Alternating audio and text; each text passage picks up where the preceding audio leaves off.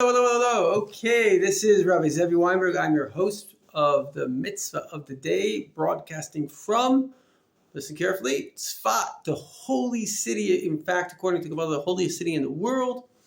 According to Kabbalah, even after Mashiach comes and the temple will be in Jerusalem, according to some opinions, it will still be the holiest city in the world. So this is like the vortex of divinity in the world, and it's a really amazing place. So the mitzvah that I'm going to share with you now is very important for today. A mitzvah, of course, is a good deed. Now, if you're a young person today, you're living in a very confused, very messed up world. The world, like the previous Rebbe said, it used to be like a train going between two cities. Okay, you can go north or south.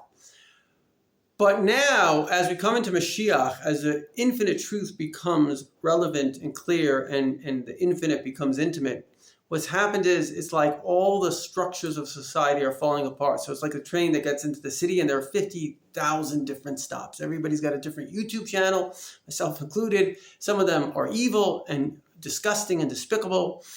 And mainly, we have a very big problem. The problem is, it's called freedom. Now, freedom on one hand is a great thing, but on the other hand, it's a big problem. The big problem is that societies are not meant to just be free, because you can't allow, nobody would say allow evil people, a sadist, a murderer, a rapist to walk around free. So there's no such thing as true freedom. There has to be a balance between freedom and law and order. And unfortunately, one of the things that have gone out the window is respect. It's really terrible. Since Obama, people have been just like the basics, because I called him the shamer in chief. And the basic idea of having sensitivity and respect. Now, this commandment is very relevant, because a commandment is a commandment of God, who created the world, and he wants us to respect each other, particularly men to women. And that is, if you have a girlfriend, obviously if she's Jewish, for a Jew, because God wants us to perpetuate. Every soul has a special mission. The Jews have 613 commandments, a light unto the nations, the Gentiles to be civilization, the 7 Noahide laws. But if you have a girlfriend and you've been intimate, you have to marry her. What's really happening, I remember telling this to a friend of mine that became religious. I said, if a person has a girlfriend and they're intimate and he doesn't marry her, that's called rape.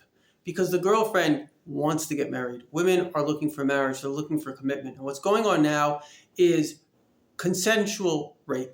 And a person has to actually be sensitive and look at their girlfriend as a partner in life, not as somebody that they can use and then throw out, that is evil and that is disgusting. And God is saying, marry and don't take advantage.